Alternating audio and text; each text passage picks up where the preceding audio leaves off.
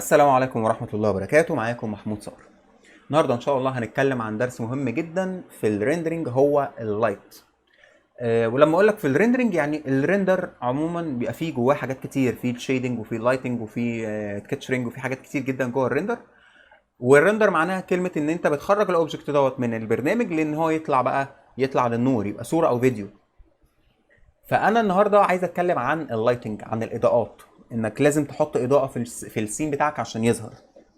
وعشان تعرف الاضاءه البسيطه اللي اي برنامج بيديها لك، بيدي لك اضاءه بسيطه جدا في اي برنامج عموما. طب بلندر بيعمل لي ايه؟ بتروح من هنا على الورلد بروبرتي. لما بتروح على الورلد بروبرتي، المفروض ان اللون ده، بس عشان انا غيرت فيه، المفروض ان اللون ده بيبقى جراي بالشكل ده كده. خلاص. لما بتيجي انت ترندر، بتخش من هنا. احنا اتكلمنا طبعا عن دول، ان احنا قلنا دي ماتيريال بريفيو وسوليد وريندر. فانا هقول له ريندر. لما بتخش بتلاقيه بالشكل ده كده، ده اللون بتاعك. طب لو انا زودت كده، فدي كده الاضاءه اللي جايه لك من برنامج بلندر، جايه لك من كل حته. خلاص. هل ده الصح؟ لا، مش ده الصح بتاعي. فانت بتخليها زي ما كانت، او بتروح على ده كده وتدوس على اسكيب. يعني انا دوست خليتها اقل حاجه خالص، فممكن مثلا اعملها كده بالشكل ده كده مثلا. اوكي. يعني خليها مثلا بالشكل ده كده. تمام. ايا كان، يعني انا مش فارق معايا كده. انا اعمل ريندر على فكره. خلاص. وريندر على ايه؟ ريندر على ايفي. انت هيكون عندك سايكل، فهيطلع معاك الشكل مختلف. فانا طبعا مش عايز ادخلك في قصه سايكل ولا ايفي، بس انت هيطلع معاك بالشكل ده. طب هل انا دلوقتي محتاج حاجه تانية عشان ارندر؟ انت محتاج اضاءات. محتاج اضاءه تطلع معاك النتيجه. خليني دلوقتي اعرف ايه هي الاضاءات. وقبل ما اعرف الاضاءات، فانا محتاج حاجه بسيطه جدا، ان انا هزودها بس على الموديلنج عشان اقدر اشوف الاوبجكت بتاعي مظبوط. شيفت ايه، هنزل من هنا كيوب، هسكيل الكيوب بالشكل ده. اخش كده على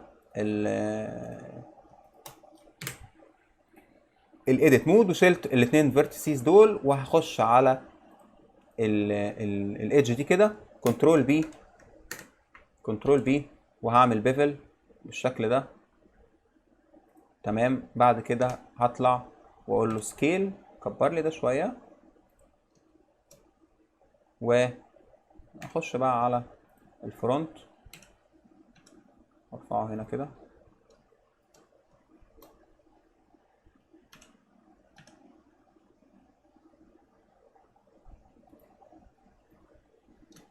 يعني هيبقى بالشكل ده كده، واقوم جاي اعمل له سكيل على الاكس. تمام. وهات لي الايدج دي كده، جي جي واي، هاتها لي ده كده. اوكي. وبعدين جي واي، واسحبه كله لورا بالشكل ده، عشان اقدر ان انا اخد شوت من ده كده، الشوت اللي انا عايزه مثلا حاجه زي كده. طبعا اقوم جاي داخل جوه الكاميرا واعمل حاجه زي كده، وابدا بقى اظبط ده على اساس الكاميرا. جي واي، هاتلي كده عشان تملأ الكاميرا. طالما ملت عندي هنا، خلاص انا مش محتاج حاجه تاني. طب بالنسبه للجزء اللي ورا ده، اوكي مفيش مشاكل. هاتلي ده كده، اعمل لي روتيشن على الزي، حاجه كده، سكيل اكس. اوكي. تمام جدا. كده انا خلاص السين بتاعي تمام. لما اجي ارندر، بص كده، مبقاش عندي الخلفيه الغريبه اللي هي اللي ورا دي. بقى عندي واضح ان الدنيا فيها حاجه، يعني مبقاش في فراغ يعني ورا. خلاص. دي حاجه مهمه انا كنت عايز اعملها، ده اولا يعني. طيب الحاجه التانية بقى، انا دلوقتي محتاج ان انا انزل اضاءات، فخليني اطلع بره كده شويه وابدا انزل اضاءه. شيفت ايه، وانزل من هنا لايت، بوينت لايت. اولا وانت بتنزل اي وانت بتعمل بروجكت جديد، هو اوريدي بيدي لك ايه؟ بيدي لك بوينت لايت وبيديك كاميرا، فانت بتحذف الاثنين وبتشتغل. البوينت لايت هتلاقيها هنا شكل كده ايه، كانها لمبه كده. هي اوريدي لمبه، يعني هي اوريدي اصلا عباره عن لمبه. تمام. لما باجي انا بعمل كده، شوف الريندر، خش على اعدادات اللايت نفسها. عايز اخش على اعدادات اللايت، بتخش من تحت من هنا اوبجكت داتا بروبرتي، بتلاقيها هنا معموله بالوات. كل ما تزود كل ما هتطلع معاك اضاءه. زادت شويه بدات تطلع كمان. طب خليها مثلا 1000، بدات تطلع معايا اضاءه بالشكل ده. اوكي، وكمان بدات تديني شادو. خلاص تمام. يعني مثلا ممكن اخليها هنا 2000 بالشكل ده، فبدات تديني اضاءه. اوكي ماشي، حلوه وكل حاجه، ولكن مش هو ده اللي انا كنت عايزه. طيب دي كده البوينت لايت، بنستخدمها اوقات بنستخدمها في الانتريور، بنزود بيها اضاءات. تمام. اوقات تانية بنشيل مثلا ريفليكشن معين عن طريق الاضاءه، برضو بنستخدمها. اوقات بنعمل بيها ريفليكشن وهكذا. طيب دي كده البوينت لايت. طيب في عندي حاجه اسمها السان لايت، دي عباره عن شمس. لما تنزل سان لايت، طبعا هي نازله هنا برقم كبير جدا، فانا هخليها مثلا 10. ماشي، خليها 1. طيب مؤقتا خليها 1. دي سان لايت، اضاءه شمس، يعني اضاءه اسمها ايه، يعني اضاءه خارجيه او اكستيريور. تمام. طب على اساس ايه؟ على اساس الاتجاه. اولا السان لايت نفسها لو حطيتها في اي حته ما يفرقش معاك. تعالى نرجع كده للبوينت لايت، خليها مثلا 2000. خلاص، واجيبها انزل بيها لتحت كده. تمام. بص كده هنا على الشادو، شايف الشادو موجود فين؟ لو انا عملت كده وحركتها هيحرك معايا الشادو. شايف؟ على حسب هي موجوده فين الشادو بيتحرك، صح كده؟ تمام.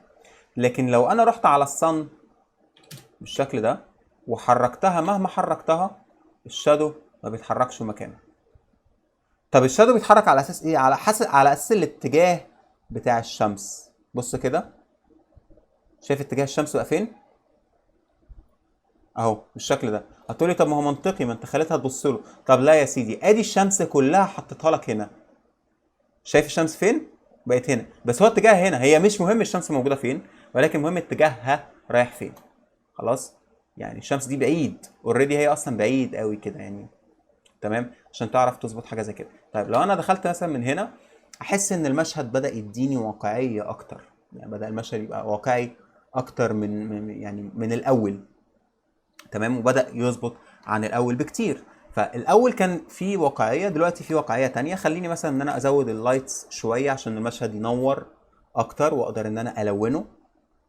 تمام، حاجه زي كده مثلا. بدا المشهد يكون باين معايا اكتر. انا لسه ما نزلتش ماتيريالز، لسه ما نزلتش حاجه، ولكن دلوقتي انا حاسس ان في ارض اهي، في فلور موجوده، في دونت، في مش عارف ايه. خليني مثلا اعمل لك حاجه هنا كده بسيطه. احط دينويزر بس عشان تقدر تشوف حاجه مثلا زي كده، واحط لك ده كده عشان نشتغل بسرعه بالشكل ده. فانت كده زي ما انت شايف بدات الدنيا تبقى احلى، بدات الدنيا تبقى اوضح. والله بقيت شايف الديزاين بدا ينور، بدات حاجات تبقى في هنا حاجه فيها اضاءه، وهنا حته ما فيهاش اضاءه، بدات تبقى احسن شويه معايا.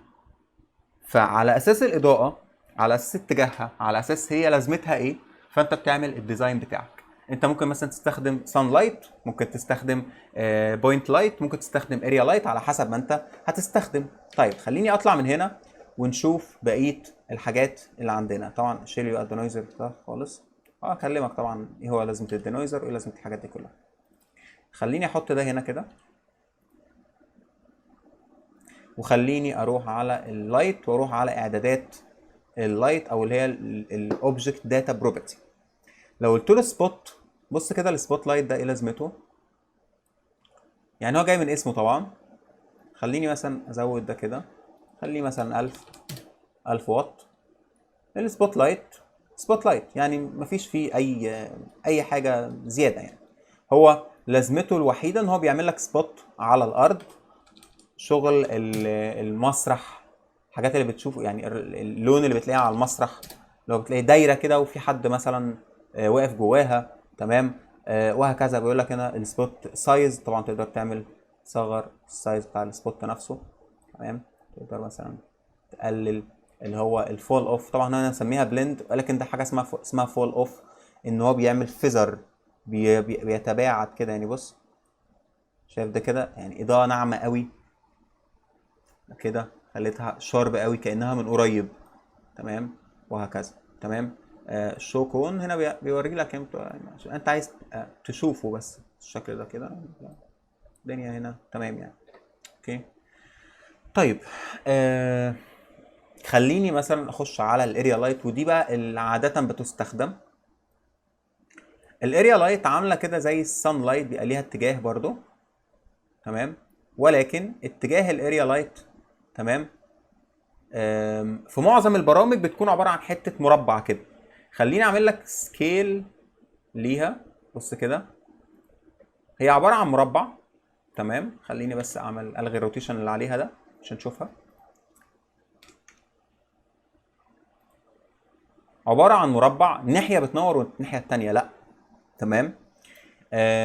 بتنور المكان باتجاه معين، كانك انت مثلا ماسك، طبعا بص مثلا بتعملها باتجاه ده كده بالشكل ده كده، كانك انت ماسك الاضاءه بتنور في الاتجاه ده. خليني مثلا اخش من هنا كده، فانت حاسس ان الاضاءه جايه لك من مكان معين، جايه لك مثلا من سبوت معين. طبعا هو ما بيبقاش سبوت، هو بيبقى اضاءه من مكان محدد، ودي عاده اللي بتستخدم لابراز الريفليكشنز، يعني انك عشان تظهر الريفليكشن فبتستخدم الاضاءات دي، فبتبقى جميله جدا. يعني انا بحب اشتغل بيها قوي، خاصه لو انا مثلا هشتغل شغل برودكت فيجواليزيشن، فبشتغل بيها كتير جدا. بحط واحده يمين، واحده شمال، واحده من فوق، وواحده مثلا من ورا بتعمل باك لايت، فبتبقى حلوه قوي. دول كده 4 انواع لللايتس. طبعا انت تقدر تتحكم في كل حاجه، يعني مثلا هنا دي بتعمل شادو، فانا هقول لك لا ما تكاستش شادو خالص، مش عايز شادو فيها، يعني مش عايزه تعمل شادو.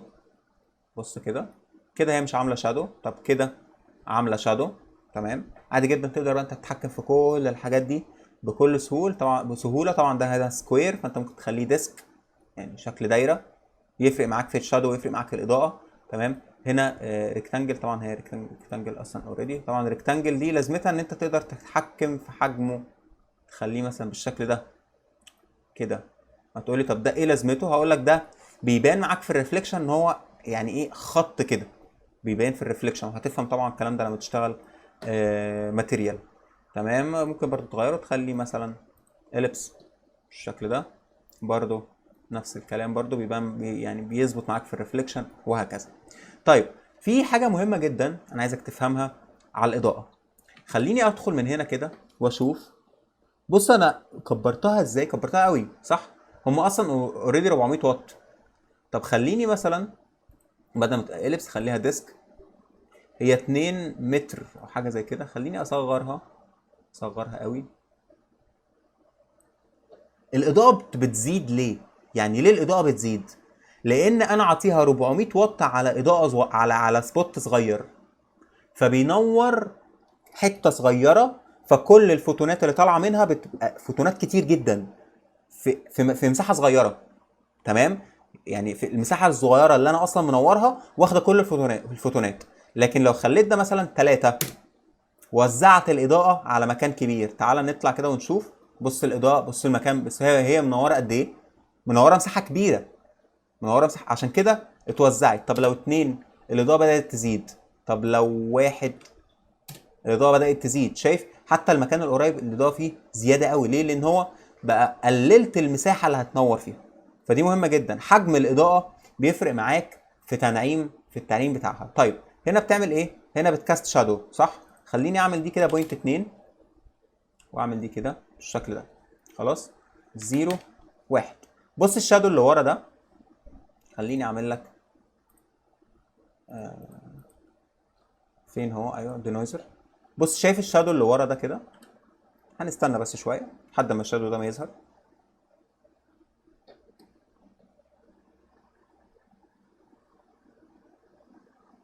اوكي بقى عندي هنا شادو، تمام. بدل واحد سامبل بس كده ويظهر.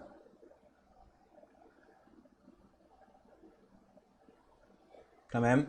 طيب شايف الشادو ده كده؟ تمام، حلو قوي. خليني اروح تاني على الاوبجكت بتاعي واخش على الاعدادات، وكبر ده خليه 2، وركز في شكل الشادو هيبقى عامل ازاي. خليه 2، تمام. بلاش 2 عشان طبعا هي مش هتنور اصلا. خليه 1 مثلا، وشيل الدينويزر ده عشان الدينويزر ده مش مخلينا نشوف. خليني اطلع بره كده.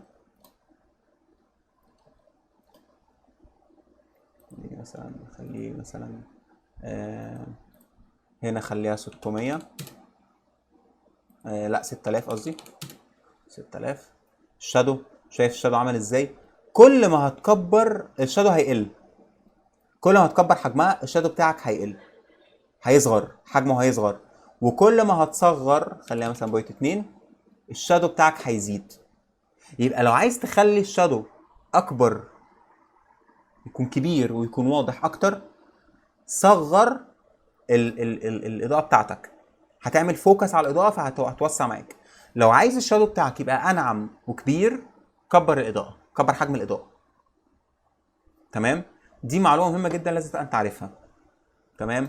دي كده قصه الاضاءات. الاضاءات مش صعبه خالص، فاضل لك نوع واحد بس من الاضاءه اللي هو ال HDRI، وده انا عايز اسيبه في المحاضره اللي جايه عشان هو ده اللي هنشتغل بيه اصلا. هنشتغل ب HDRI، وهنشتغل كمان معانا بسان لايت. ان شاء الله الدرس الجاي هنتكلم عن الاضاءه اللي هو اضاءه الانفايرمنت، وازاي انا بدخل انفايرمنت بس بطريقه كده يعني حلوه قوي. ان شاء الله مش هتبقى صعبه عليكم. اشوفكم على خير ان شاء الله المحاضره اللي جايه. كان معاكم محمود صقر، والسلام عليكم ورحمه الله وبركاته.